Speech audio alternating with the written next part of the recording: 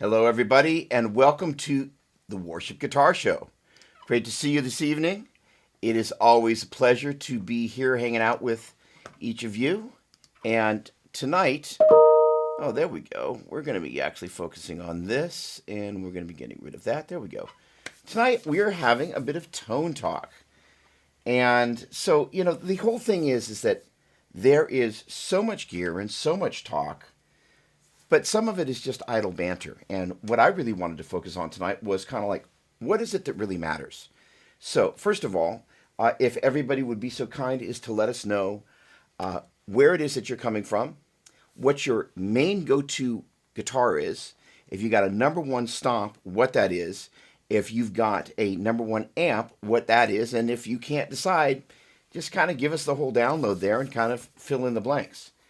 In the meantime, it's a great time for gear. I think Sweetwater just had like a record breaking Black Friday, which is always great because those guys have done a lot to support Worship Musician Magazine, and they've just been great supporters all the way around for musicians. So, all right, tone talk. So, there is a lot of banter that goes back and forth and back and forth. And, there is a certain amount of trendiness that goes along. But the interesting thing is there's classic things that I think we keep coming back to. And so the focus of what I would like to really be able to put, our thoughts around is like, well, what are the things that we love? Why do they matter? Why are they great? And this past Wednesday, I had a very unique opportunity. My buddy Mason Marangella from Vertex Effects invited me along to do a video session down at 25th Street Recording, which is one of my favorite recording studios here in the San Francisco Bay Area. And in so doing, Mason loaned me a little bit of gear in preparation for that, a vintage fuzz face and a vintage deluxe Memory Man. And on, 3 days ago, Mason posted a little clip from that that included that deluxe Memory Man. And I kind of ended up posting my own clip of something that I did using that. And, really hearing that particular box, a compressor into that, into the D20s, I was like, man, is that just an amazing sound. So, it's not a bazillion dollar box, at least it wasn't back in the day. But yet at the same time, sometimes the less is more thing is actually really good. So, I wanted to just kind of spark that conversation. There we go. What's going on, Bruce? How you doing? Good to see you. Look forward to tonight's show, Tone Talk. So Sweetwater sold 3,000 guitars this weekend. 3,000 guitars. That is a prolific number of instruments, and they didn't sell one to me, but I'm glad that they had a good time of it, and that's always a great thing. So, first of all, Bruce, I think you've got a white guard telly, right? So, the amazing thing about guitars, this is basically, what is it, the 70th anniversary broadcaster reissue, right? 70th anniversary. So basically, ironically, Fender has now gobbled up Gretsch. But the point being is that, the Telecaster, originally called the Broadcaster, is just such an iconic tone, and it hasn't really changed for 70 years. So the interesting thing about a great sounding telly, especially for worship, is that it's got all the meat and the potatoes, right? So I'm kind of curious if there are any Strat folks out there, if you're kind of predominantly using a Stratocaster there for worship. Would love to hear from you on that subject. Always a pleasure kind of seeing the Strat brethren strumming, the Stevie Ray Vaughan side of things. Come on, mouse, get over there. There we go. Come on. All right. Aha. There we go. All right. So let's see what's happening over on the Book of Face, first of all. All right, there we go, and let's see here. First of all, Brett, great to see you. Chris, what's happening? Pleasure and awesome. All right, first of all, let me do a little bit of blog roll reading. Good evening, Mr. Doppler. Thanks for the broadcast. I thought you were going to thank you for the broadcaster. With great pleasure, great to see you. Chris, I have Helix now. I love it, but we'll look for similar sorts of tones I had before that. I got a Boogie Studio 22. People love that. And used a full tone, full drive. People love that pedal. 2 into that. Plus, loved the effect of pushing it with an EQ pedal. Sounds a little Van Halen to me. Chris continues, man, go-to guitars. I have a custom guitar that a lot like an Ibanez Gem sort of style. And my other main one is a US Deluxe Strat. There we go. With the noiseless pickups, I do enjoy my Gretsch 5420. That's awesome. Love that, love that, love that. First of all, again, everybody that's joining us this evening, thank you so much for hanging out. You have lots of places that you could be and lots of things that you could be doing, and we're always excited to see that you're going to be happy to hang out with us here. All right, there we go. I am a guy with too many mice, I got to tell you. And this one's just plain misbehaving, so stop that. There we go. All right, come on. Really? Not tonight. All right, so, aha. That's usually the sign of something stuck on the trackpad. All right, so here's the deal. Do I figure out what's going on with that mouse over there? So what are the things about, when we think about worship tone and all the things that kind of make it up? There is an interesting thing. I read... I'm on Jeffrey Kunde's email list, and one of the things that he talked about was somebody saying, hey, that was a Kunde swell. And I thought, it's an interesting thing that there are idiomatic things. And then I also thought about all the effects that guitar is bathed in. And, as I kind of was messing with that Deluxe Memory Man with just a compressor in the front, I was thinking, sometimes the less is more. And it's an interesting thing for those of us that play at smaller churches, what's involved in kind of getting, wow, this browser is just freaking out. Why are you doing this? All right, fine. We can find another approach to this. Sorry, this is just driving me a little bonkers. And so now we're there and we're here. Great. All right, perfect. Pinned comment. All right, it even pinned it. All right, great. So here's the thing, is that, there is this kind of mindset around let's lather up the guitar as much as we possibly can. And there are times it actually sounds great. It's obviously is a thing that is quite popular. But the interesting thing is, as we've talked about before, when you boil it down to the level of the local church, sometimes what works in a big giant church doesn't work as well in a smaller church. And so the idea of this meat and potatoes and having a great core tone is there. So what does that really look and sound like, right? I am a lover of a Stratocaster, but I have kind of been swayed into the home of, the Telecaster for worship. The interesting thing about that is it sits really well in that style of music. I remember when I first started playing worship and I noticed all the tellies around, I didn't quite get it. But the point being is that initial bed. So, as we talk tone, I think the idea is like that core tone. Because I think a lot of people, we spend a lot of time talking about the fixings, the cherry on top, but we forget the fact that you got to have a good base to start with. So I want to talk about some of my favorite amp guitar combinations. First of all, the combination of a Telecaster. The session that I did this past week, it was using Mason Marangella Strat into my Deluxe Reverb. And I was really, really impressed with how incredibly well that Deluxe Reverb just kind of shouldered the load. The other thing is that behind me we've got basically those Rev D20s, which are powered by a pair of 6V6s, which is essentially the tubes in a Deluxe Reverb. Deluxe Reverbs are 22 watts. Those guys are 20. They're very, very, very similar amplifiers. They both have a 12AX7 preamp tube, and unlike the Deluxe Reverb, those guys actually have an additional gain stage that you can pull out for a gain boost.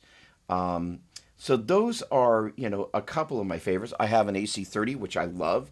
I don't spend that much time playing it, but again, whether it is a Strat or a Tele or some variation thereof, that combination, that core tone is really good. There is a Edge Deluxe Reverb, an Edge Deluxe, not a Deluxe Reverb, but a Tweed Deluxe.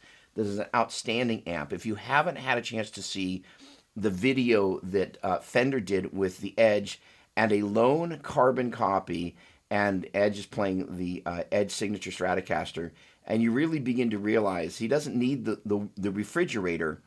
He's just got a great tone going in his hands. And it was really revealing to just kind of see if he had to have just one pedal, it was that carbon copy, which I thought was a very revealing thing, right?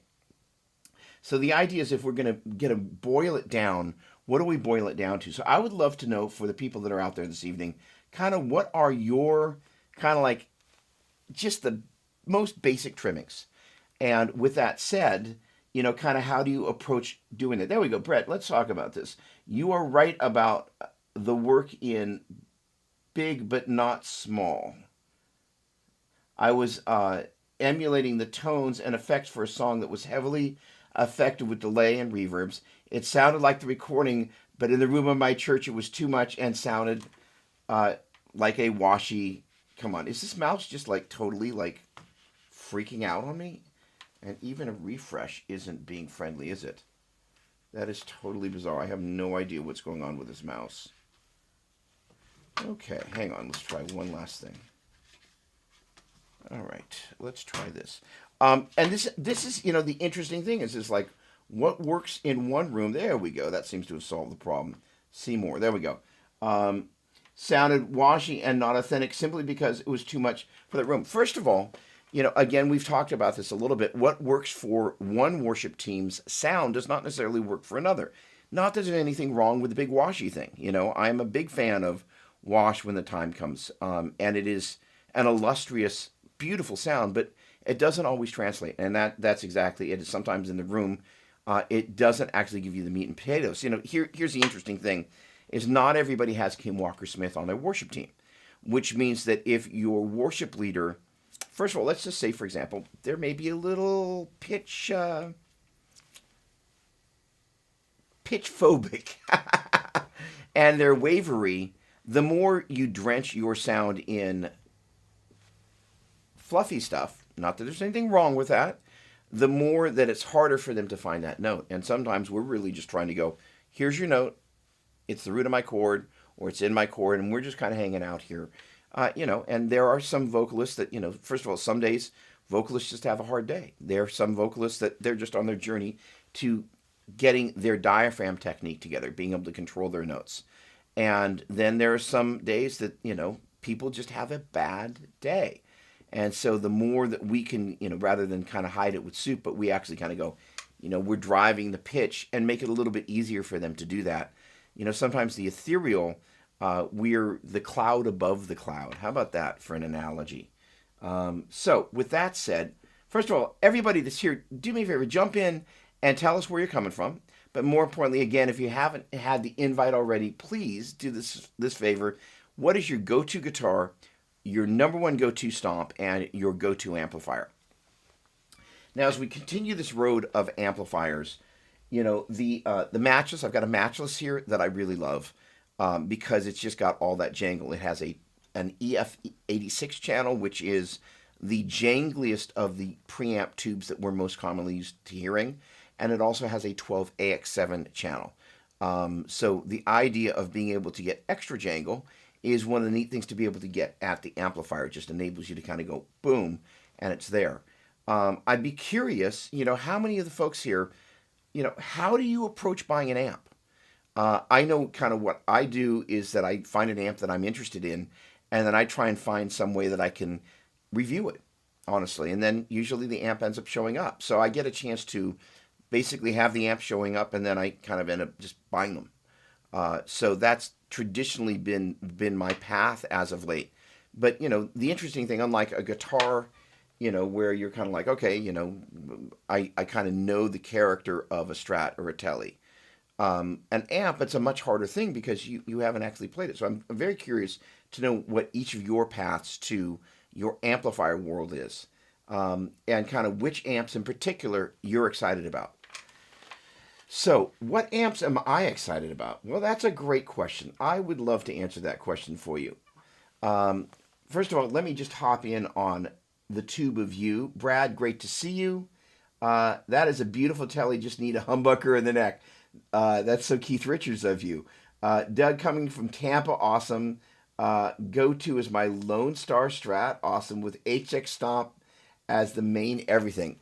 Boy, the funny thing is, and Wesley, what's going on, my man? Look at this. Gretsch Anniversary 93 AC30. Wesley, I think I'm going to see you tomorrow night. How about that? I'm really looking forward to that. So Wesley, so which Gretsch anniversary is that, by the way? And so, this is the interesting thing, is that there are certain eras for amplifiers, right? Most people would agree that the CBS era for the Fender amplifier was not the ideal era.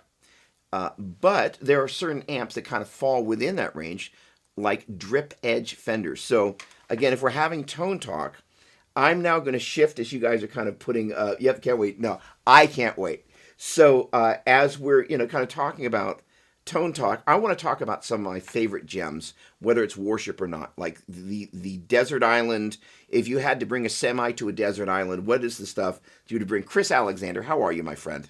All right. First of all, I want to talk about my favorite stuff. Let me just do that because that's going to be, and I'm going to talk about why I love it and what I dig about it. There we go. 6818 Gretsch Anniversary 2006. Awesome. Portlander. Oh, Morgan AC40. Look at that. What's going on, Rich? That is a lovely combination. Okay. A few of my favorite things. All right. I got to talk about this guitar. It's an interesting thing. Some of you heard me ramble about this, and I will try not to ramble too much. But there were a series of guitars that Fender sent for review from 2020 that are basically from the American Originals series. And this is not from that series, but it was in basically that same batch of guitars. So first of all, my strongest suggestion, if you possibly can, find a 70th anniversary broadcaster. If you can play it, play it. If you can buy it before they're gone, buy one. This guitar is one of the best guitars I've ever played. It's one of the best guitars I've ever owned. And most importantly, it's one of the best sounding instruments I've ever used. It is just exceedingly special. And it just has so much going on. I think I can find a crafty way to pull up a clip here. So let me do that in the midst of all of this. Hopefully without breaking the internet, because I've done that before. But the thing about this guitar in particular is it just has one of those sounds. So the reason I'm kind of going deep on this one, I've played a lot of Telecasters, and they come in lots of different flavors. But Worship Perfect Telecaster is a completely different thing, and this guy is really perfect for that. So let me see if I can find that particular clip and easily get to it. So let's see. All right, that's where that came from. And what I'm going to do is I'm going to see. There we go. Right.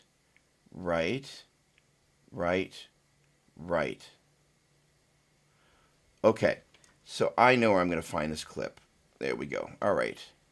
So here's the thing about this guitar. It just has a sound. And, it's not actually very often that I actually go, hey, you just need to go out and buy this. But if you can find a way, and it's not a cheap guitar, it's about a $2,000 guitar. But basically, once I realized that I might actually have to kind of send it back, I was just like, you know what, I've just got to have this instrument. So that decision was made pretty quickly. There it is. All right, so there we go. I'm going to bring this clip up. I know where it is, so give me a moment to see if I can avoid breaking the internet. And I'm going to pull up this guy, and I'm going to choose this file, and I'm going to go into here. There we go. And this guy.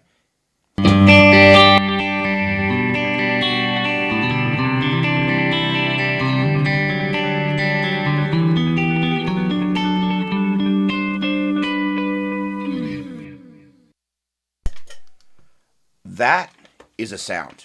I was just like, holy cow. All the things that I've always dreamed a Tele would, could, and should do, it just does it. It's just all the jangle that I mentioned a little bit earlier. That's simply a compressor into a deluxe memory man into a pair of D20s. It's just such a simple signal chain, but like it's just one of those immediate things. And again, gets us back to this conversation of, do we actually need all the soupy stuff?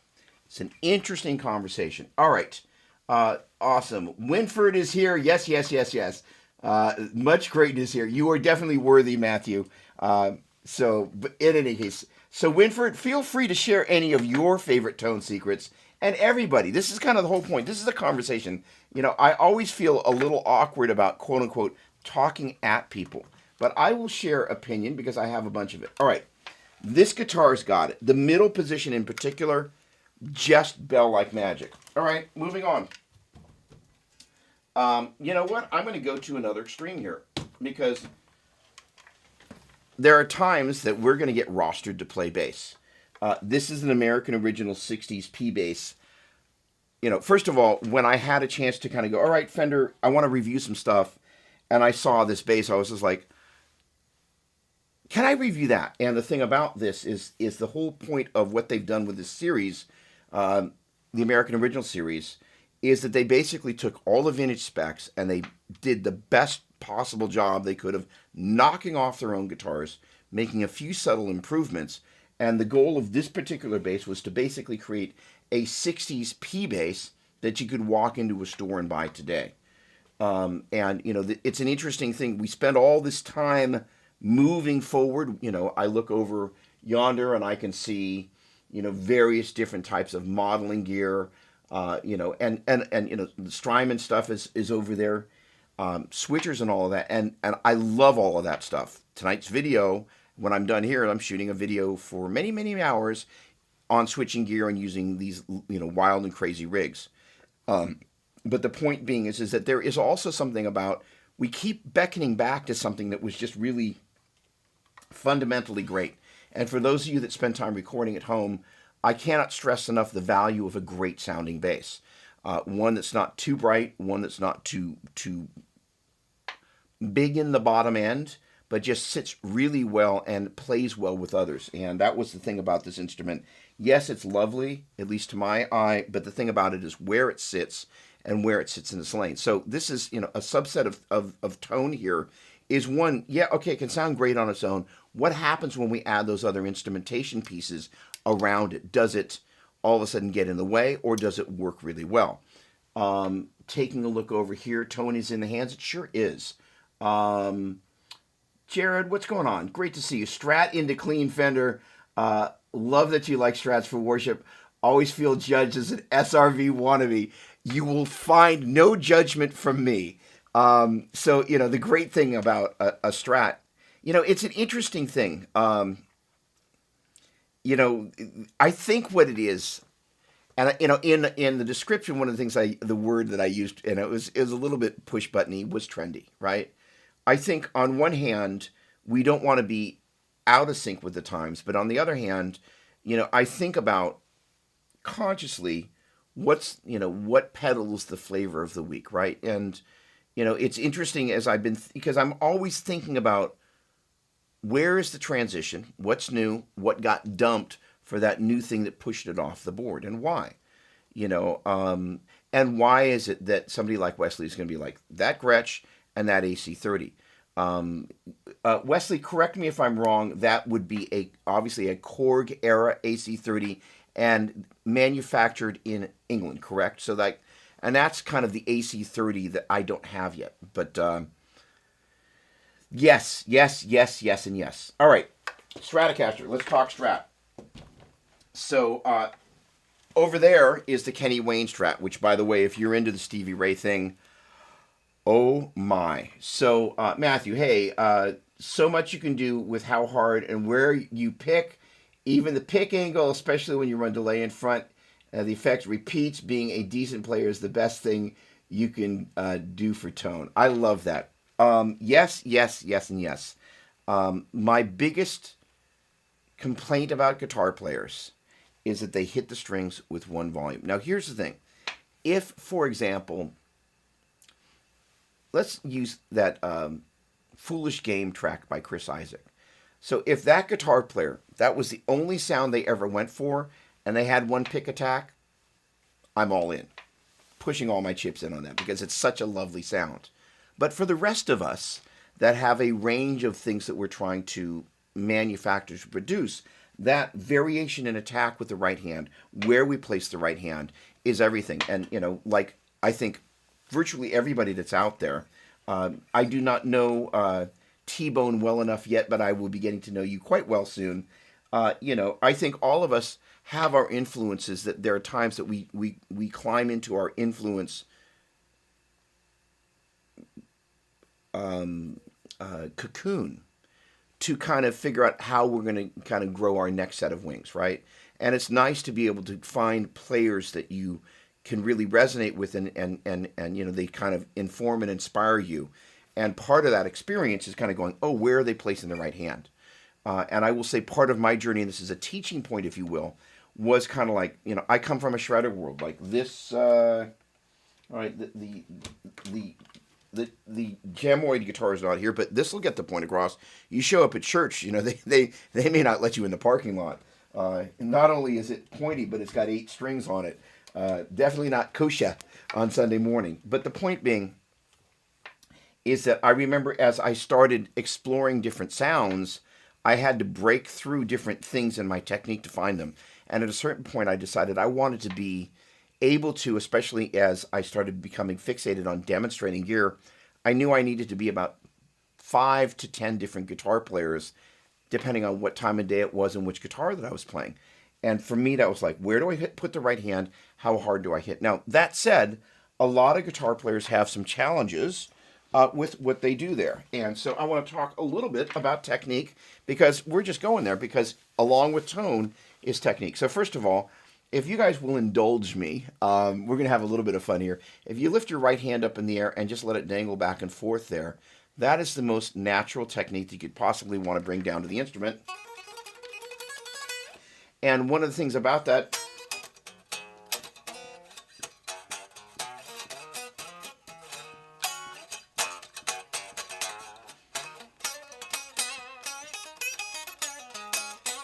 quiet. I realize I'm in the shotgun.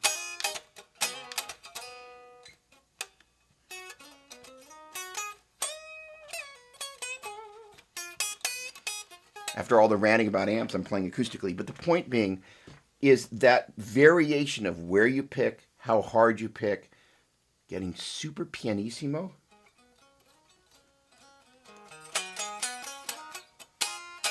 It's kind of what makes the magic happen. It's also kind of one of the reasons that I love not being in cans a lot of the time. Now that said, are they here? Are they close by?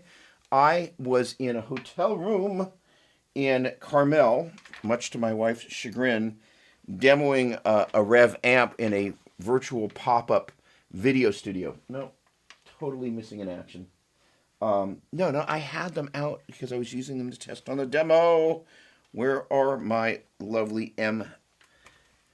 All right, well, they are temporarily missing, but Audio-Technica makes, I think they're called the M50s, and they are not a grossly expensive headphone, but the beauty of using those, being in a remote location, I was like, oh, they sounded so close to what was happening, quote unquote, in the room, even though I wasn't actually using a speaker.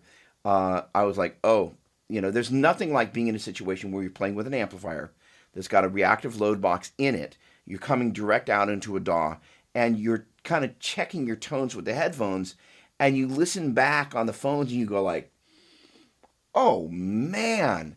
And so the trueness of those phones was absolutely striking. And, they're not grossly expensive. I was blown away.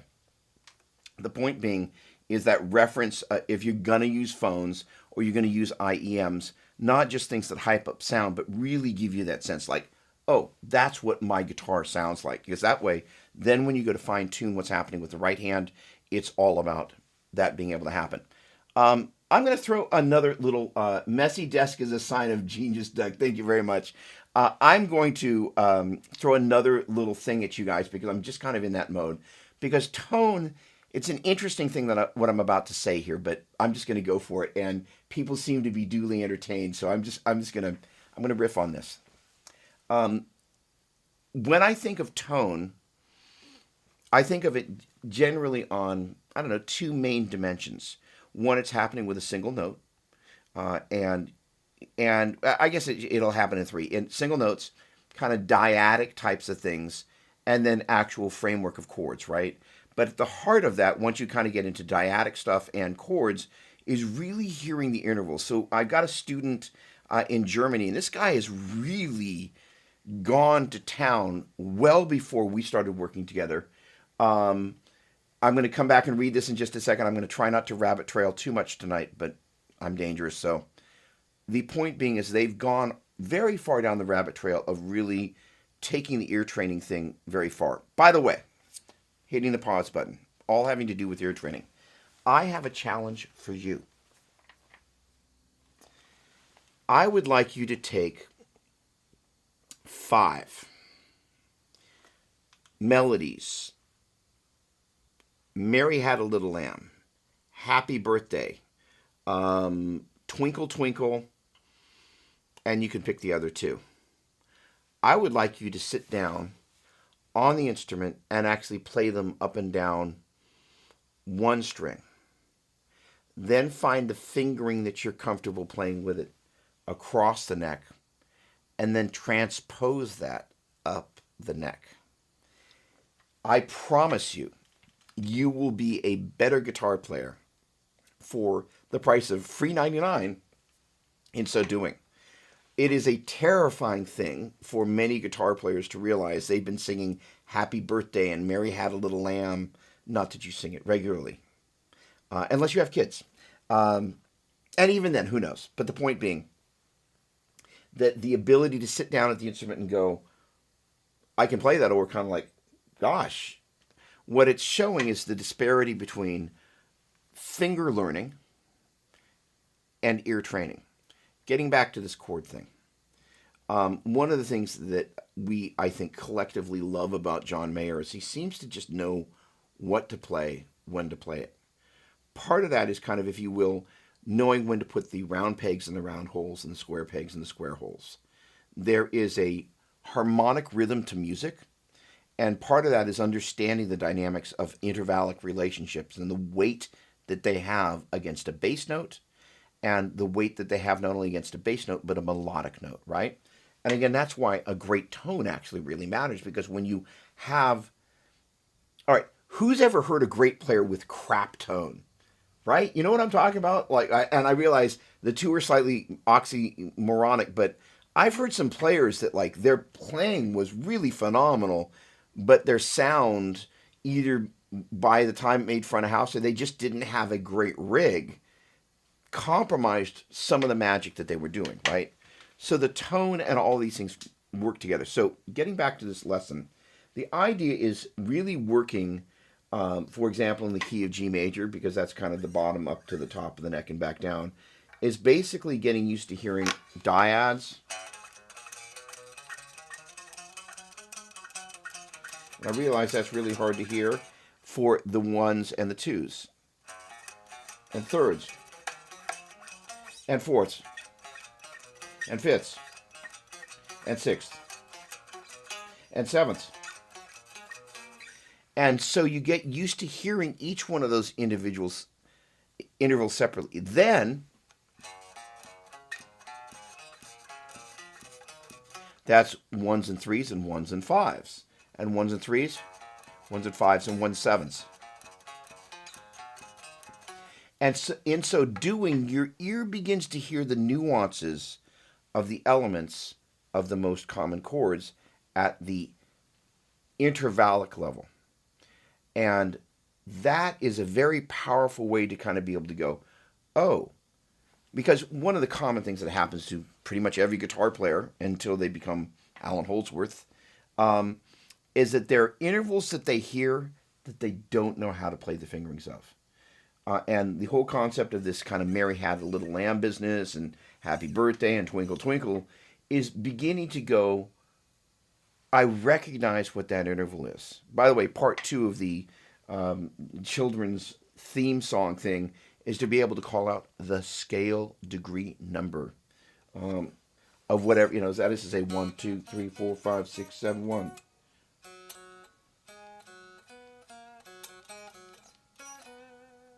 So actually, that's what's very interesting: 5, 5, 6, 5, 1, 7, 5, 5, 6, 5, 2, 1, 5, 5, 1. Sorry, 5, 5, 5. Right, 5, 5, 5, 4, 5, 5. All right, sorry, my bad. It's a triad. 5, 5, 5, 3, 1, 7, 6, 4, 4, 3, 1, 2, 1.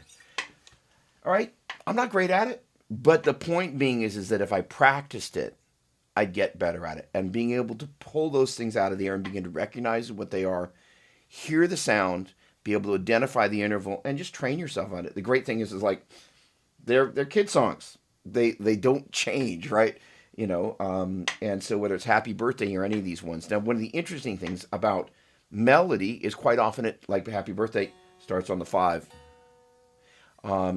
Being able to identify, oh, wow, this is what's happening. And this is one of the interesting things. It's a little bit of a rabbit trail, but bear with me. About hearing music, because quite often the things that we are actually hearing aren't just, hey, G major bar chord, A minor bar chord. The idea is we're hearing more sophisticated things, and they are not always just the lowest note being the root. So being able to identify those things is cool. Again, it's one of the things that's great about, first of all, whether it's John Mayer or Eric Johnson, the classic Eric Johnson thing is basically root, 5th, 3rd up an octave, root, 5th, 3rd up an octave. But if you just took the 5th and the 3rd there, those technically are 6th, and that's kind of right out of the John Mayer playbook. So even though I'm going, what you're really hearing is,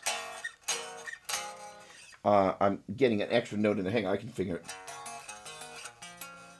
So it's not really, it's really, is the root. But because it's implicit in the implied harmony, all of a sudden it begins to talk. Okay, what does this again have to do with tone? Well, the right sound beckons musical inspiration. So let's get back to this guitar and amp thing. My buddy Scott House, lovely guy, played under him on a worship team at a big church here in the Bay Area. And he loaned me his Telecaster with a Bigsby. And Mark Bayer loaned me, basically it's a 2112. And it's this lovely tweed amplifier. And a tweed amplifier, just for the sake of conversation, is not an easy amp to play. Sound comes out very quickly. You turn them up, yes, they start to distort, but until then, they're very pristine. They have a lovely, lovely, lovely sound, but they will make you work because they're so fast. Unlike kind of a traditional blackface where you can kind of, and the amp's kind of go. Tweed doesn't give you that. Even when it starts to break up, it's a fast amp. So I learned a whole different side of guitar playing where you just kind of have to go and take a little bit of the breath out of the equation. And it changes the way your hands work. And there are times that you just have to lighten up. Like if you dig in real loud on that tweed, it's just you're gonna take your head off, and people are gonna be like, "Do not do that again," or "We shall take thine fader and turn it all the way off." And so the tone informs, right? So that combination. But the other thing that starts to happen is that tone will start to send messages to your hands to go, "Hey, go here, go there, lighten up, soften up." And arguably, if there was one instrument that I could hit the widest range of things that I love, it'd be a Strat. But I'll go a step further, and I realize I'm rabbit trailing, but you know what? I have been incentivized because we're talking about tone. The Eric Johnson tone mod, where the bridge position, you have, it was a funny thing that Leo did. He decided, the bridge pickup, yeah, it's the brightest, and we've got this guy facing towards the bridge. The brightest strings are actually facing towards it. We don't need a tone control there. I'm like, Leo, holy cow, dude. Like the one mistake, the idea is the Eric Johnson tone mod is you've got a tone control on there. And that in the number 2 position is just one of the loveliest sounds ever. Number 1, 2 with the tone on there, but the number 2, whew, that's a special thing. So there are so many different flavors, and again, Jeff Beck being one of my go-to, just can't live without guitar influences, because he has informed the Joe Satrianis, the Eric Johnsons, the Steve Vais, all the players who have that real the Neil Seans. Like, you pretty much can't name a guitar player that's got the sorry singy thing and not look in their rearview mirror and go, "Hello, Jeff." And just an amazing guitar player that was in the Yardbirds with Jimmy Page. I mean, basically Jeff was at the beginning of it, and still just has a magnificent sound. So the point being is a Strat, which is the main Beck guitar, informs. All right, let me poke into the comments here because I'm sure there's some very exciting and inspirational stuff. Is my mouse deciding to work now? Mouse, seriously? All right, how about the right mouse? There we go. Connected. All right, hang on a second here. All right. Oh, okay. Okay. All right. Hang on just 1 second. Let me make sure. All right. Oh, look at this. I got some thumbs up. All right. Telly's just have never done it for me. So, Chris, I will tell you this. All right. Hang on just 1 second. Let me catch up to everybody here. Just 1 sec. All right. First of all, thanks so much, guys. This is great. Always love the details. Love the details. My go-to guitar. All right. Good. Good. Good. Good. Good. Good. Right about. Right. There we go. All right. Go-to must-have setup is a clean amp on the verge of getting away from you with a delay around 400 milliseconds. I spent a lot of years at 360, so I feel you there. About 7 repeats, and my modded Boss SD1. Oh my, you are a shredder. An Ibanez TS9. If I had nothing else, I could make it through just about anything. Absolutely. That's kind of, that's it. Now, interesting. Now, my go-to guitar is a custom carven CT324 carved top with a piezo magnetic. That sounds pretty. Those carvings are beautiful. Nice. And so, okay, so let's back up for a second. Let's talk templates, right? Because there are a couple of different schools of kind of like, all right, do I leave the amp pristine? Do I make it so the amp, when I push it, it starts to break up? Where is our drive actually coming from?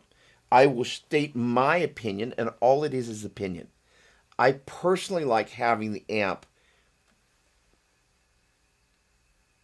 contract when I start to hit it. That, in other words, just compress it a little bit when I hit it hard, but I don't actually like to generally have it start to break up unless I'm in a traditional pedal delay worshipy type of vibe. Generally speaking. But that's simply because I play at small enough venues. I actually want to be able to control and manipulate where the gain is. If I had the good fortune that Wesley does, playing in any one of 33 potential venues, or all of them, if you're broadcasting from the main campus, then you have the opportunity to. Ironically, when I was playing at Cornerstone, that big giant venue, I was using a 412 cabinet with the Bogner, the Line 6 DT50. And then I was, most of the time I was on basically the AC30 mode of that, and AC30 sounds on what was the HD500, not even the X at that point. Very happy with that sound. And so that's kind of a slightly different adaptation. And honestly, for those of us that speak, HX Stomp, it basically was the predecessor of HX Stomp and the sounds that so many of us love about an HX Stomp. But in that instance, the amp was loud, and so the amp did break up a little bit. So, it depends on the situation, I guess, is what it is. Generally, with my Fender amplifiers, I was going to go through a couple of my favorite things. Looking around the room, there are a couple of things, some of which are worship, some of which aren't. But I will start there. Right back there, is a 1964 Vibroverb. And 30% of the stuff that, if you're a Stevie Ray fan, you love about Stevie Ray is the sound of Stevie playing through that amp. I saw Stevie on the tour just after he left the David Bowie whole thing, and he just went out on the road and played small venues. And I basically was at the edge of the stage, and Stevie was basically right there. He had that and a super reverb, and it was amazing. And so the thing about a Vibroverb and some of my favorite amps, that's actually a pedal steel amplifier. It's got a 15 in it, but the whole thing is, generally speaking, it's intended to be clean. The other amp that is kind of in my radar at the moment, I've been hanging out with Mason from Vertex, so the Steel String Singer. His Steel String Supreme pedal, which is floating around here, is basically based on a double string singer that belonged. I think my buddy Henry is selling it, but if he isn't selling, he sold it to somebody that is selling it for $250,000.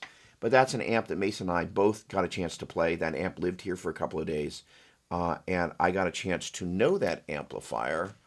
And I bet I can find a clip here. Let's see if I can find a clip so you can actually hear kind of the essence of that amp, because that is a very special amp, and it kind of lives in SSS renders. No, that's going to be Mason's pedal. Hang on a second here. Dumble SSS. That's about right. Oh, there we go. I'm looking for something with a movie extension that I can get to so I can easily play it. That's not going to be it. So the point being is that there are certain amps that leave an imprint on you, some of which you can own, some of which you can't. But what ends up happening is you end up having, there we go, hold on a second. And you're not playing because you hate me. Are you playing inside the box? No, you're not doing anything. Oh, 0K, because you've been banished to the cloud. Okay, got it. All right, yeah, that's not going to probably happen. All right, last thing I'm going to do is sort it by type and see if I can find one that's got some size to it, and it does not look like that's going to happen. All right. All right. Oh. Yeah. All right. So, in any case, probably just blew up the microphone there. All right. Well, I will find in a future episode some of those clips and put them forward. The point being is, in many ways, certain experiences that you have musically, like, I don't know, when I was about 12, I remember going into a Guitar Center the first time I ever plugged into a Marshall. It was this 50-watt combo, kind of the slightly orangey color. And I just remember plugging into that and just kind of going, oh, master volume, and just kind of going, oh, I'd love to know kind of what your defining amp experiences are. That would be great. All right, so let's take a look at what's going on over here, and let me speak to this. All right. First of all, I love to see the chat going, so thanks, guys. That is always nice to have the interaction. Okay, let's see here. All right. Brent, what's going on, my friend? Jacob, hey, nice to meet you. Word, the AC30 sound and the DT series. There we go. DT series is no joke. I used that for the longest time at church. Whew. Totally, dude. That is a sound. Adriana, hello. Nice to see you here. Thanks so much for joining us. Awesome. And let's see here. Okay, there we go. All right, there we go. Oh, okay. So, Brett, my main rig, though, is that carving into a GT100 into a DI box, and out of the DI through a Boss Katana Mark II 100-watt combo power amp for the monitor and the response. Then the DI XLR output to the house. Okay. So here's the thing, Chris. First of all, I do not intend to force feed the Telecaster on you. But there are things that a Telecaster reveals once you understand. And again, it's kind of lame doing it acoustically, but I'm just kind of in this moment with what I got.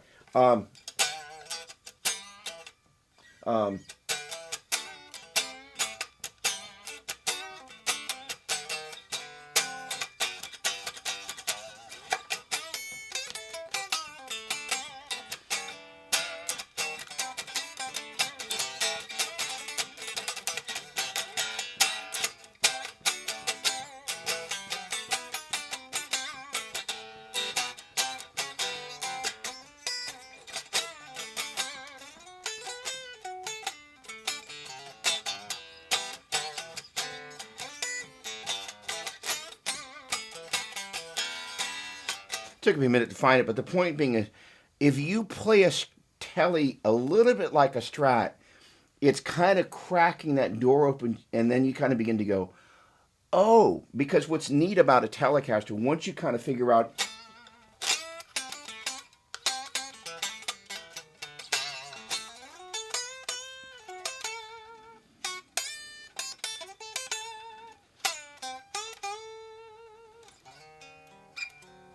how to kind of pull some of the stratiness out of it, you crack the code of kind of go, oh, because, the thing is that a Strat and a Telly seem very different.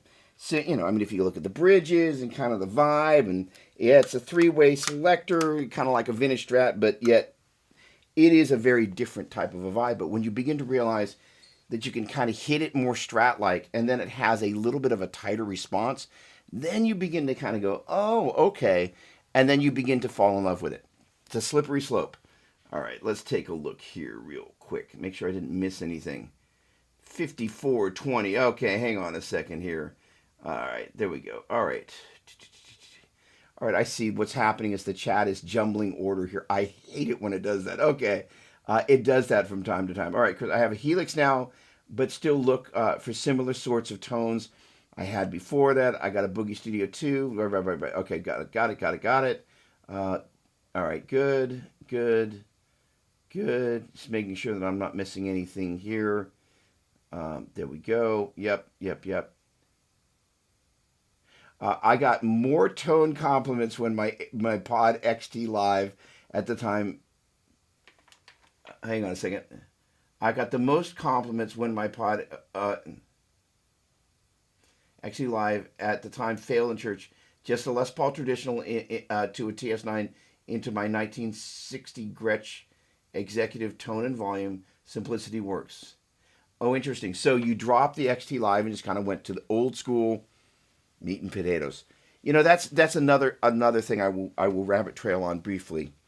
The concept of just plugging into an amplifier with nothing, no pedal, no nothing. You, the guitar, the pick in your fingers, and the volume and tone controls and pickup selector. That is a journey that once you kind of get comfortable with that journey, then you really kind of have a sense of it's kind of like the same thing we did a minute ago with those different intervals. You really get a chance to go, this is the intervallic relationship of just the guitar and the amp on this setting playing like this. And then as you add other things to it's like instead of playing a dyad, now you're adding a triad and you're adding those other elements in there. Sometimes it's actually really great to just kind of go, what happens with just the guitar and the amplifier? It's really intimidating because, basically just playing a guitar into an amplifier, it's one of those things you kind of begin to go, okay, a couple of things. Much of the time, it takes a little bit of time to just kind of find the rhythm of that, sonically speaking. But then once you do, you kind of go, oh. And then after that, you have an ownership of that setup, regardless of what it is, that is extremely powerful.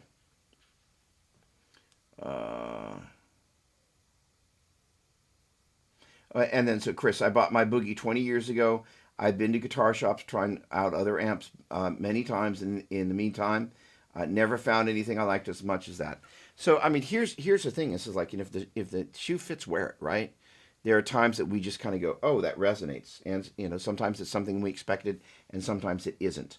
And Chris, again, on the Telly thing, sometimes it's just the right attack on the right guitar, and you kind of go, now I hear it. Because, I was, there were a bunch of players that played Tellys that I was just not into that sound. But sometimes it's hearing something.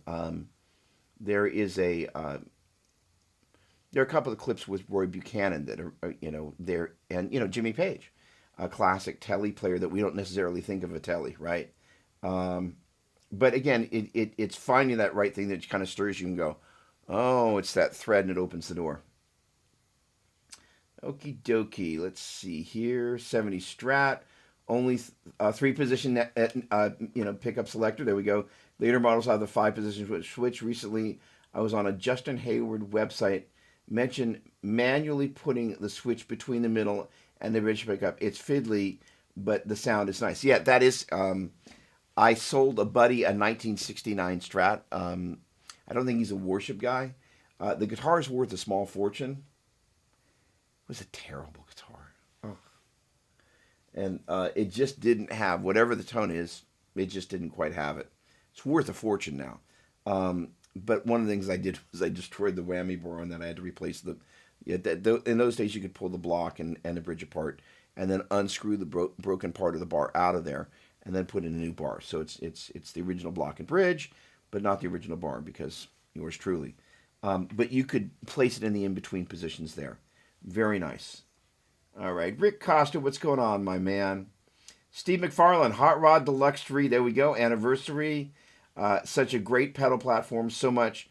Grunt is my best word in mixed company. Tone stacked, mediocre, but the Frommel mod. What is a Frommel mod?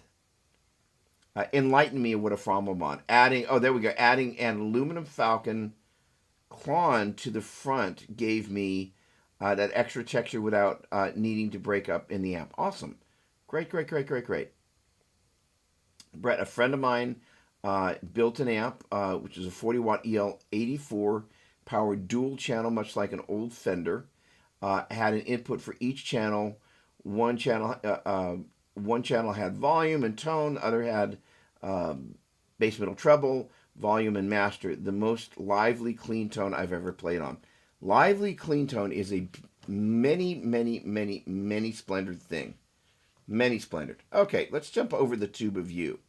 Oh, look at all of this. All right. Oh, a train wreck. Oh my. Oh, Alan is going off here. Okay, hang on a second. Let me catch up to all this goodness. All right. How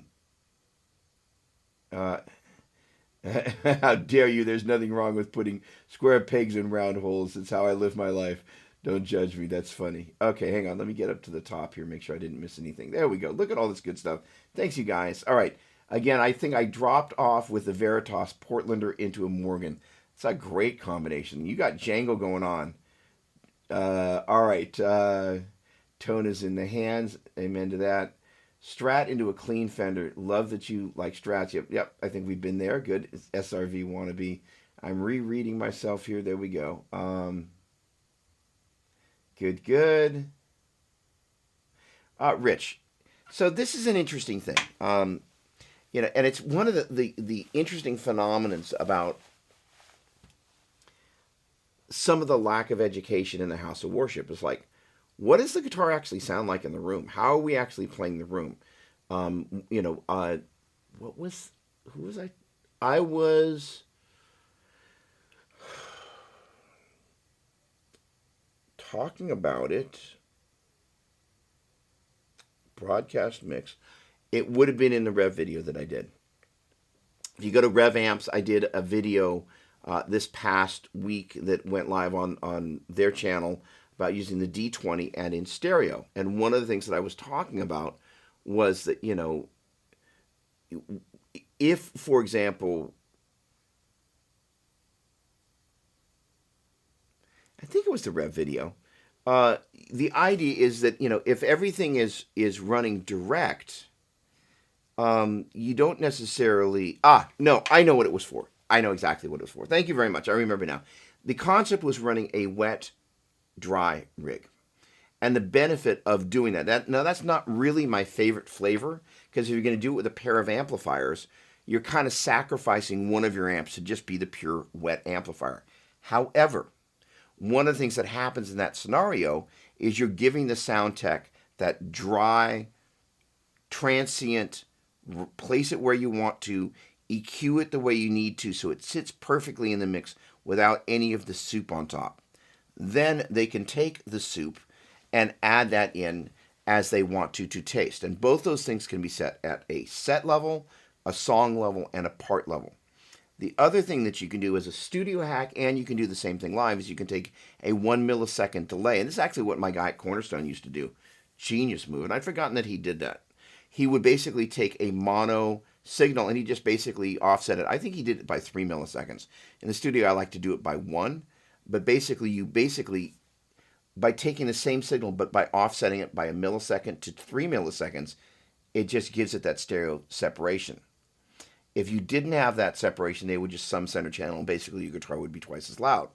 But by doing that, you've now, again, opened up that center channel for the vocals to sit in that perfect spot. Now, you could also choose to go, okay, well, and this is going to be funny what I'm about to suggest, but don't laugh because it's an interesting idea. You just have the direct guitar in the center, and then you have the mono, that is, say, a mono direct guitar, and then you've got a mono wet signal. Well, you can also take that wet signal and offset it to one side and put a 1 millisecond delay on that and put it on the other side. So now what you've done is you've got the direct signal right in the center of the room, and you've got the delay. So you've really created a wet, dry, wet setup out of a wet, dry setup. And that is, I got to try that in the studio. That is really cool. And what you've done now, and traditionally wet, dry, wet traditionally means you've got a slightly different thing going on here than you do on the right when it's true wet. The idea is like you're separating, you're doing different things as opposed to like I just have the same thing coming out, on the left and the right hand side there.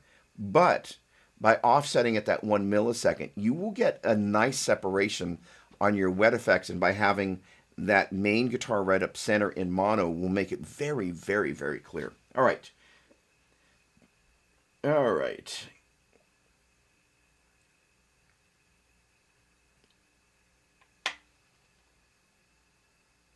Tongue saw tube. Okay. Hard to choose a go-to guitar and amp. I select one of each based on the song set for a given week. Nice to have a couple in your stable. Absolutely. And there are times that like, hey, it requires that. The other thing that will happen is sometimes the other players in the band, the rhythm section, and every so often the guitar players get together. Oh, I'm going to play a Les Paul. Oh, I guess I'm playing a Telly, right? I love it. Okay. That sounds like a Paul Gilbert lick. Don't start on the 5, or is that Mixolydian? Does it start on the 5? So no, it does start on the 5, and but it is not Mixolydian. Okay, yeah, note choice totally affects tone. I can think of a guy like John Petrucci without thinking about 9 says 2 chord. All right, I can't think. There we go. Sorry about that. Yeah, thought I had that wrong. Agreed. Love my EJ Strat version 1. Those are great guitars. What color is that? Matthew, edge of breakup. I love amp breakup. More volume on my drives than gain. That is a great approach as well. DT25 for a while, good sounding amp. I was really impressed with that, but now I have 3 of them. DT50s, and I actually have a pair of the combos. They call it a sickness. Wow, 250K. Yeah, a train wreck, a Thunder Funk, and a deluxe reverb. Defining moments. There you go. Exactly. So, you plug into something and you're like, oh, it changes you, and it changes the way you attack the strings. And the neat thing, even if you're not playing through that same amp, you walk away kind of going, oh, these tools have been modified. It's a great feeling. I have a Kingsley C32S on the way. Hope it's the one. I hope it is as well. Awesome. And I really like the new Seymour Duncan convertible 100 watt. I had... the 30... sorry, not the new. I like the Seymour Duncan convertible 100 watt, but the modules were fuzzy. Conceptually, the module thing has always been... It keeps coming back, and I have not had a chance to play the ones that Avi... those guys, the Friedman and the Morgan guys. But I'm looking forward to trying that out. I played some of the ones that when U.S. Music and Randall was making them, which would basically, it's not them, it's actually Bruce Egnator, I think, was the guy behind all of that, past and present. And those were really good sounding. So I look forward to checking out the new ones. Okay. All right. Got to have at least some reverb. So Brad was mentioning that, and then Alan was saying dry is tough for me too. So here is my gentle challenge. Totally feel you. The great thing about plugging straight into an amp and kind of going, okay, let's make something happen, is you learn, how do I say this? Let's imagine that the oxygen is being pulled out of the room. You learn to breathe differently. And the same thing happens with the way you approach an amp. Again, that experience I had with that Tweed, where it's just like, it's super fast, there's no reverb, it's just you and the amp, and there is no second guessing. It's just kind of there. And then eventually you kind of go, okay, I'm going to make peace with this. And one of the things that I learned is you've got to be painfully accurate on arpeggiating. It hears every little nuance. So, and I'm not going to poke hard, but I will say this is the thing about the big reveal when that happens is it gives us the ability to kind of go, huh, right hand's maybe not as crystalline as I want or need it to be. And what's neat is if you can sit that session in the ring with that amp out, just kind of going, okay, well let me walk through this and see what I need to do. It reveals stuff, and then afterwards you kind of come back to a tweet and you go, I learned a lot from that, and for me was a really defining experience. Uh, hey Roy, one thing I noticed with this channel, all about gear, not a single word on prayer, Bible, and God and relationship to worship. Well, here's the thing: is that's not necessarily true on the channel. This show technically is the worship guitar show, and we always do end in prayer, and we do at times kind of rabbit trail on supporting worship leader, but we do tend to talk per I think the name, which hopefully isn't misleading, but I will ponder your point. Worship guitar show, and we're pretty guitar centric, but and the thing is that I think it allows us to kind of commune on some of this stuff because usually on a Sunday when we actually meet in person, it's one or two of us, and we don't necessarily have a chance to powwow on this. And the goal here really is to help as best we can to inform and equip. And the other thing, which I'm sure this is kind of the offshoot of Worship Musician Magazine, and we have a lot of worship leader and worship focused content in the magazine. This is, if you will, kind of one of the supports of kind of the whole thing that we try and do within the house of worship. But I will take your comment on board. And think about that. And I appreciate your sharing that. Let's see. All right. And we always do close in prayer. I'm not sure if you caught that, but that happens. And yeah. So let me just chew that over. But I appreciate the input. All right. Doug always prays out. There we go. Thank you, Alan. And those are actually my favorite times of the show. Not to in any way speak that the guitar part isn't rewarding, but I think the praying out is always the fun part. Not that it's classically fun, but something happens in that space. It's always special. Oh, look at this, Matthew Winter. Look at this. Petrucci uses a 7 millisecond delay to create a stereo field. All right, so okay, sorry, I'm going to take the bait on that one. One of the interesting things about using a millisecond delay to create a stereo field is that basically you're not encountering some of the other challenges that you're going to encounter. So so a bunch of you know this, some of you don't know this. Every time you add a gain stage to a tube amplifier, phase inverts. And so if you're using two amps at the same time, and one of them you flip the phase on it. Sorry, I didn't mean to use that finger. And one of them you flip the phase on it. Sorry, you add a channel boost or something like that. Gain boost like on one of these. What happens is the phase is going to flip. The interesting thing about the deluxe Memory Man that I've got here is I was basically doing stereo rig demo with these guys, various things of boost on, boost off, delay on, delay off. And so what happens with the deluxe Memory Man is that when you engage the deluxe Memory Man, at least the one that's here, it inverts the phase of the direct signal. So I was like, wait a second, what?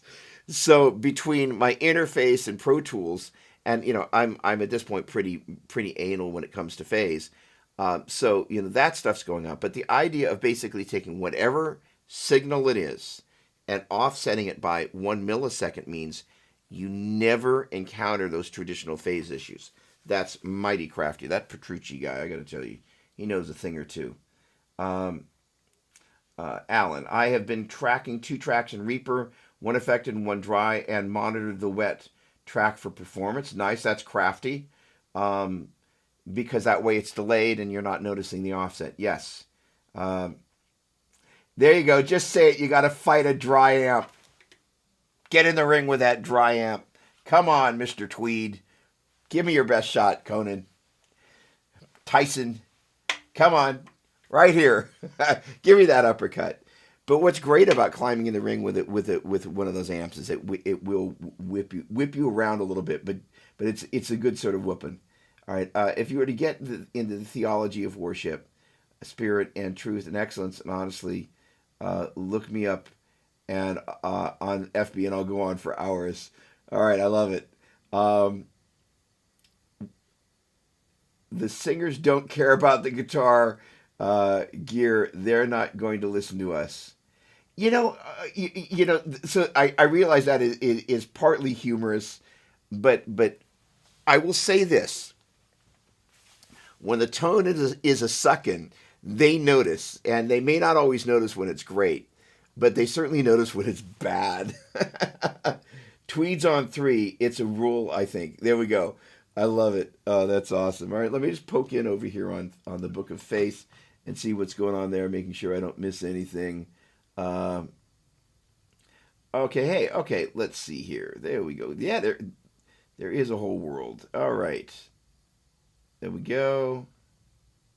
There we go. All right, that's it. Rodney, hey, how you doing? Okay, my 70 Strat, nice. Uh, Deluxe Tone Master Boss ME 80. Okay. Now, what's interesting is that there are lots of people that could get annoyed about that rig. I love that rig for a number of different reasons. One, 70 Strat, great guitar. 50 years old, hello. Deluxe Tone Master. Uh, the both versions are here. That is one of the best amps, I'm just going to say it, ever made. Just great sounding amp. The fact that you can run direct on the ME80. Neil Sean used the ME80 a bunch. Just got some of the most ridiculous tones. So that's just a great setup. Hats off, my friend. That's a serious setup. Yes.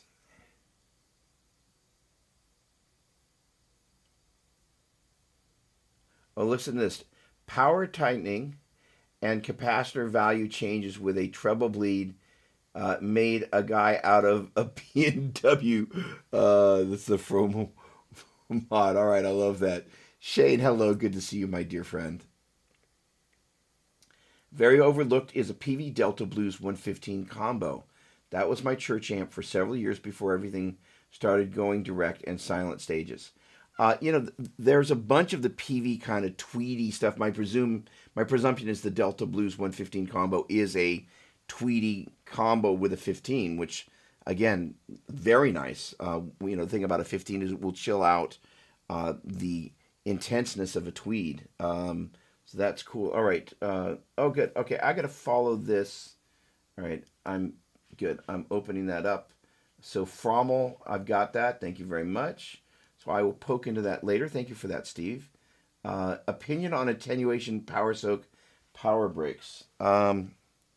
Where's all my stuff when I go to grab it? So I am, okay, hang on.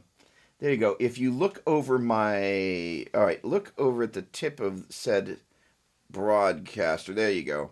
You're going to see a combination of things. You're going to see the aux, and then you're also going to see, which one is that? That should be the 16 ohm Captor X. So I am a huge fan of attenuators and all of that stuff. The my amp guy, whose name I will not mention because he's kind of he's not a celebrity, but he's just kind of really low key about having his name out there, which is an interesting thing. But he's like, anytime you stick that stuff on there and you start turning up your amp, you're gonna really put an extra load on your tubes, and it potentially can blow up a power transformer. All of which is true. But as long as you're not kind of going hog wild, there are lots and lots and lots of people doing it. The torpedo stuff, the two-note stuff is really, really rock solid. And I've been just super impressed with their products.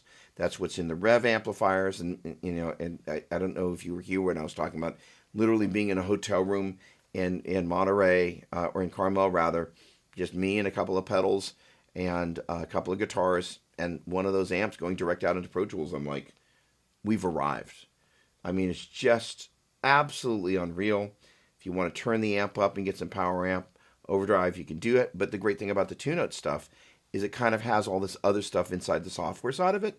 So you basically can add a virtual power amp, and then if you want to, instead of using the 6L6s, go, let's go for some EL84s, or let's go for some did I say 6V6s? You can use 6L6s, so on and so forth. So you have those things available to you. So there's just a lot of cool things. All right, hang on a second. An Epiphone Les Paul with a Thornbucker. Now we're talking. That is cool. Sorry, I just saw that. I'm like, very cool. Sorry. In any case, so the idea of being able to, and actually, once I'm done tonight, and I actually am going to probably jet at 7:30, I've got a video to do around the Rev D20s and using different type of switching and controllers, building different types of rigs. And it'll probably be primarily around stereo, but there'll probably be some mono stuff in there as well. So one of the great things about the rev amps and the tune-out stuff that's built in there, first of all, there's a reactive load. And what a reactive load basically does is it kind of gives information back to the amplifier. I don't quite know what this means, but it's basically the vibe that when the power amp and the speaker cabinet are talking to each other, there's this interaction. That's what this reactive load thing is all about. And so it's not quite as staticky, and I don't mean just buzzy static, but I mean where it's just kind of like it just feels a little bit flat. Some of the, Shane, I played on some of the Guitar Hero stuff, and so I was using a Palmer, whatever the thing was, and it did a good job of harnessing the sound of the Marshall that I was playing through without a cabinet, but it felt flat. And ultimately, I think one of the things that everybody, HX Stomp, GT1000 Core, people are really kind of getting to the point where like this modeling thing is starting to feel really, really good. Again, the Tone Master Deluxe, even Fender has joined the party. It's just kind of unreal how good it's gotten. And it sounds great, but not only does it sound great, it feels great underneath your fingers. So in terms of these types of rigs, being able to customize, the interesting thing about the way the D20 is set up, and really it's probably, I'd have to say it's probably the most revolutionary amp in terms of kind of going, they got the most things right, and right out of the gate, they went way overboard. It's basically like a deluxe reverb without the reverb. It's got an extra boost, so you can actually, if you want overdrive from the amp without overdriving the power amp section, it does that really well. You can run it at 4 or 20 watts. When you run direct out, you can either include the power amp in all of that, either running at 4 or 20 watts, or you can bypass the power amp, which means then when you end up inside the Two Notes Torpedo remote software, you're then able to choose whatever power amp section you want.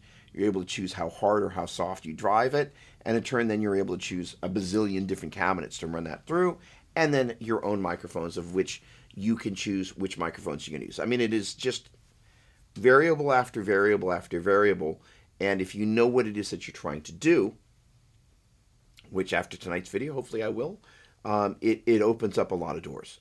So, which is great. All right, I have a great little 77 Ibanez Challenger that works pretty darn well for me. That's a lovely guitar you got there, my friend. Sounds familiar. Rodney, when I got my ME80, the rest of the other members were amazed. Wow, that sounds awesome. And so they did notice a difference. No, that's a great box. This kind of gets back to what I was saying at the beginning. It's like we get really fixated. Oh, the technology has gotten better. I wonder how many people, if you put them in an A/B test and you turn all the soupy effects off, and the soupy effects you can hear, but if you just kind of put together some core tones, give me some drives and some stuff. ME80, wait, the ME80, does it have amp sims? I don't remember. I know it's a multi-effect unit, and I know it's Boss. And I know Neil Sean was just getting ridiculous sounds. I know there's a great compressor in there. Oh, the compressor chorus and delay on that sound great. Let's just, regardless of whatever you're running into it, let's leave the soupy stuff on there And if you dialed in kind of similar apples to apples sorts of sounds, I wonder how many people could actually go, which one is which. And I will say the worship tutorial guys, in terms of worship sound design, are some of the best folks out there. They really know how to craft a patch. They're really, really, really good. It's kind of mind-boggling how much detail they pack into those patches. I love that, Jacob. Epiphone Les Paul with a thornbucker. Come on. Is my go-to. It's a fantastic workhorse guitar, and it gives me both power and three-dimensional cleans that you get with a good PAF can give you. Absolutely. Absolutely. Love that. I got to get a thornbucker in something. Dang it. Oh, there we go. All right. Hopping over to YouTube. All right. Good, good, good, good, good. HSAS. Wait a second. Alan. All right. So Sean is such a beast. And people don't even know because of Journey Hate. So hang on a second. Let me read up a little bit. Hang on just a second. Let me make sure I didn't miss. There we go. There's a PV amp called a Prowler 45 watt of 6L6 powered clean. The dirty channel is okay, but not as amazing as a clean channel. Plug in a Strat and revel in the glassy bell tone. Wow, talk about an endorsement. You should write. That's great. So I saw HSAS, by the way, Alan, and they were awesome. They were great. By the way, for those of you that don't speak acronym, that's Hagar, Schoen, Aronson, Shreve. So Sammy Hagar, Neil Schoen, Kenny Aronson, who was kind of the bass player dude kind of hanging out in the rock scene, and then Michael Shreve, the drummer who played in Santana. And Michael Shreve played at Woodstock. So if you watch the Santana rhythm solo section, the guy destroying the drum kit, 99% positive that's Michael Shreve. Brilliant drummer. It was a great band. That was a lot of fun. Neil was playing that the Roland GR guitar then, red guitar, kind of a red burgundy kind of with a kind of a little bit of sparkle to it. Those were some shows. Saw them at the Warfield. Oh, that was great. Soul Circus. I didn't see Soul Circus. Alan, are you from the Bay Area? Because you're talking Neil Sean Bay Area stuff here. Not that Neil didn't play elsewhere. Duh. One of my favorite guitarists. Neil is just ridiculous. That album still gets played. Come on, gotta love that. Admissions. That's great. All right, hang on a second here. All right, back over on Facebook. All right. I still have Steve. Hi. I still have a Series A Strat that I had you sign for me. Oh wow, like 15 years ago. Hey, put new pickups in there from a Fender, and now it sounds great. Awesome, awesome, awesome. It's my son's house. It's at my son's house now. Cheers, love to see you online. Pleasure, great to see you here, man. That's awesome.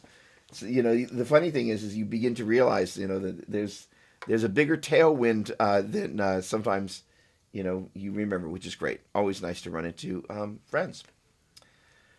All right, 7:23. We're running towards the tail end of this, but I will endeavor to Huntsville, Alabama.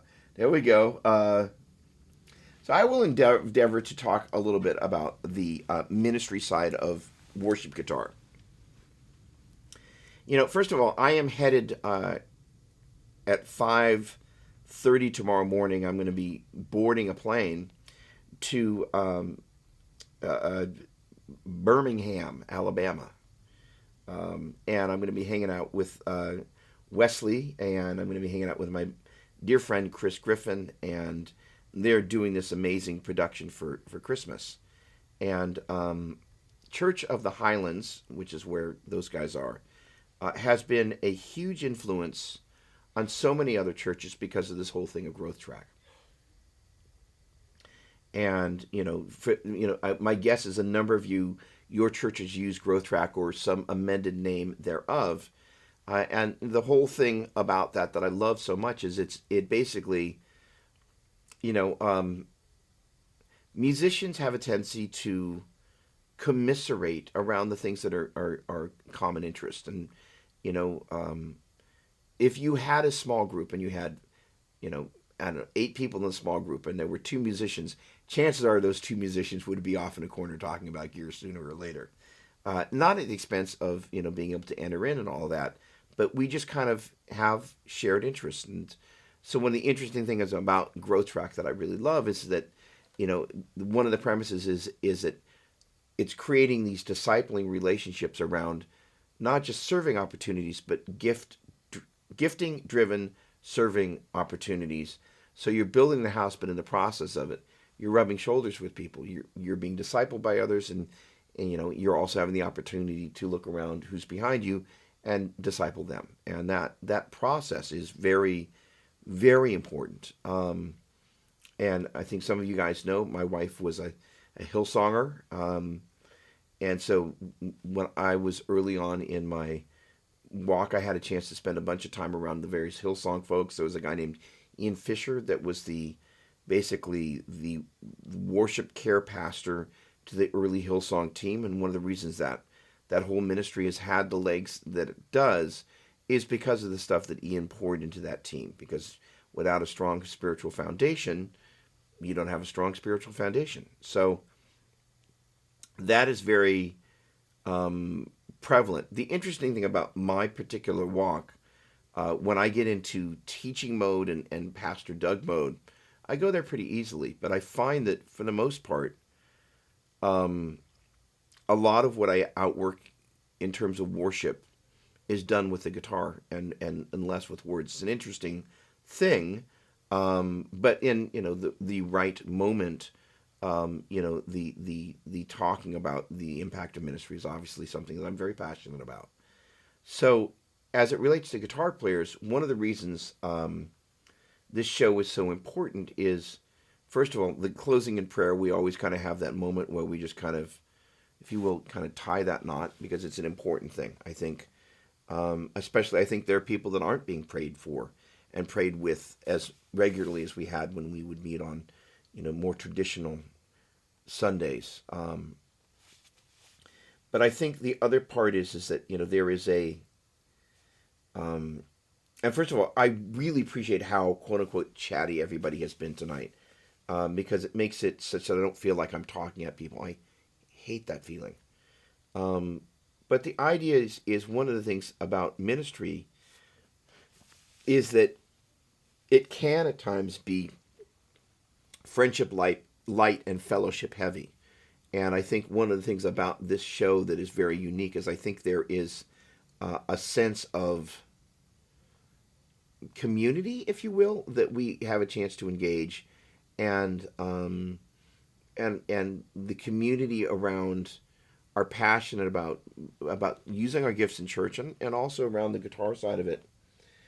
I think it's actually really good for us to be able to talk about it in a situation where we're surrounded by a bunch of believers, and there's a few non-believers that poke in, and I love and celebrate that because they get a chance to see that we're not hating on people, which is one of the things that we get blamed for doing a lot because sometimes that's happening.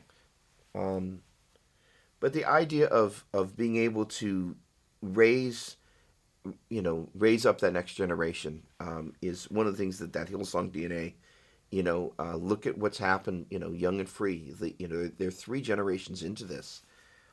That's an incredibly powerful legacy. It's unprecedented, right?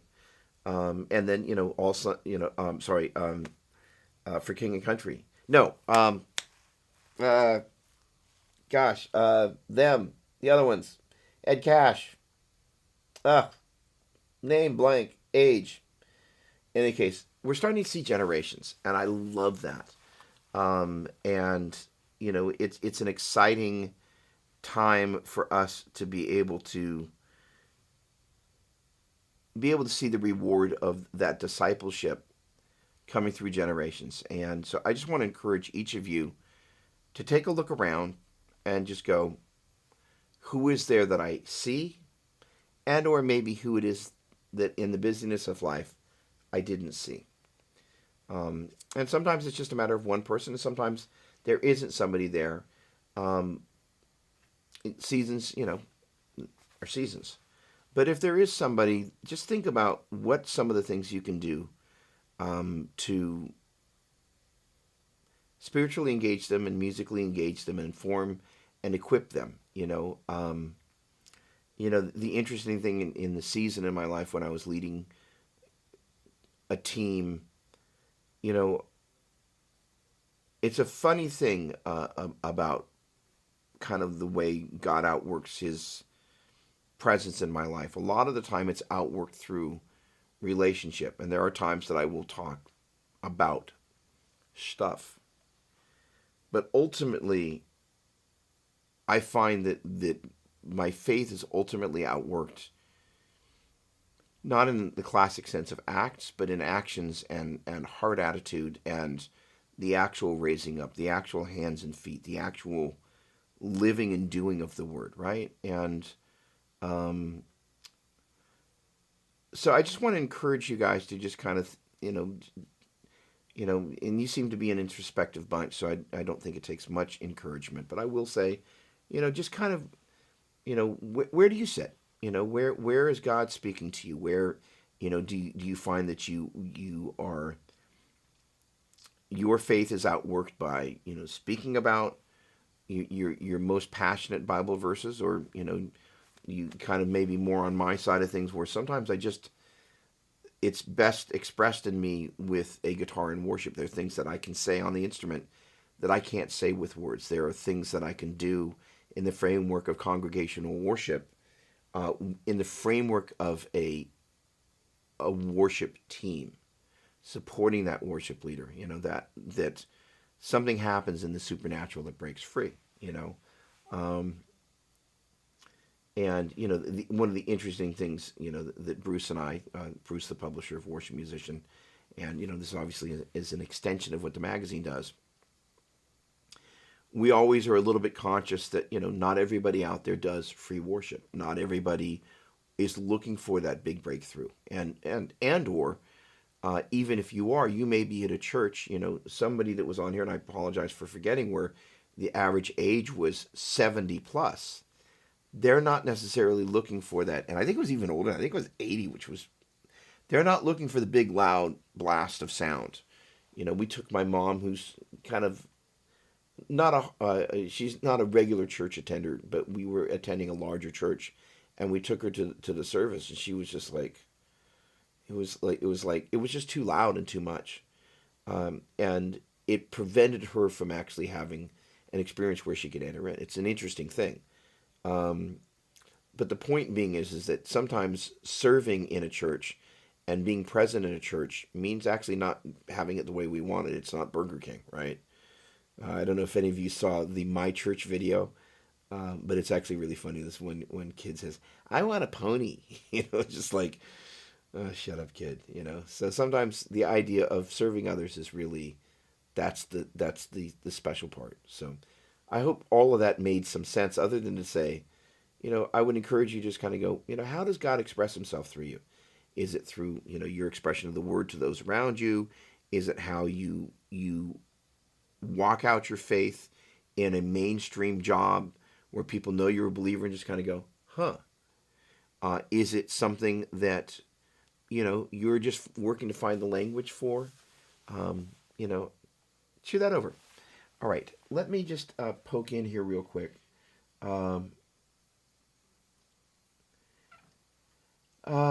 Let's see here. Okay, hang on. Let me just poke through the last couple of comments here. I may just go straight into my PV Classic 20 tweed with my new Harley Benton Telly this Sunday. Go for it, Shane. I love it. Brett, my go-to trem-equipped guitar is my Ibanez Prestige RG3120 in Twilight Blue, the Twilight Zone. I love it. Steve, is there any videos published of you and your worship team in action? I don't know. But the honestly the as much as anything, it was about a congregational thing. And this coming up 8 years ago, something like that. Um, I'd have to do the math, but the thing is that what it was in the midweek Wednesday rehearsals. Sorry, the midweek Wednesday service is where we would do an afternoon rehearsal or late afternoon rehearsal, and then we would do an acoustic Wednesday. That was my favorite, ironically, because it was this really intimate. We had these kind of fairy lights and candles. It was really, that was kind of my thing. I love that. Steve, Doug, is there? Uh, Doug, there are the words that you do such a good job delivering. Well, um, thank you. Thank you. Um, Thank you. I received that. Thank you. Um, just taking a poke over here to YouTube. There we go. Thank you, Matthew and Alan. Very thoughtful of you both. That's Rick. Serving is ugly and messy and hard, but amazing. We all do. Rick, hold on. I'm reading this backwards. Uh, I need as many prayers as I can get. Rick, hang on a second. We the Kingdom. Thank you, Matthew. Gosh, that. All right. Have fun in Alabama. I look forward to it. Thank you very much, Rick. I appreciate that.